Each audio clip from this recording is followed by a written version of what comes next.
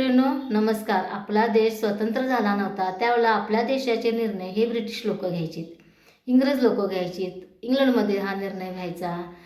तर आता आपल्या देशाचा निर्णय कुठं होतो? कोणताही निर्णय एखादा घ्यायचा असेल तर आपला देशाचा निर्णय हे अमेरिकेत होतो. डोनाल्ड ट्रम्प घेतात. याचं कारण असं मी का म्हणते तर डोनाल्ड ट्रम्प यांनी सांगितलं की तुम्ही रशियाकडून तेल खरेदी करत नाही आहोत. आपले मोदींनी मान हलवली, आपण रशियाकडून तेल खरेदी करत नाही आहोत.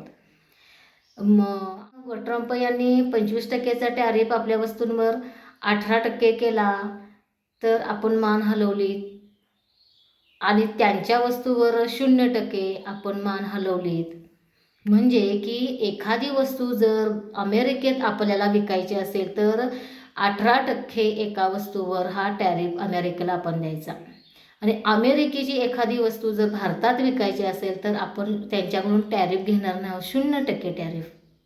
ज्या वेळेला 2014च्या आधी मनमोहन सिंग सरकार होतं त्यावेळेला हाच टॅरिफ 3%पेक्षा कमी होता.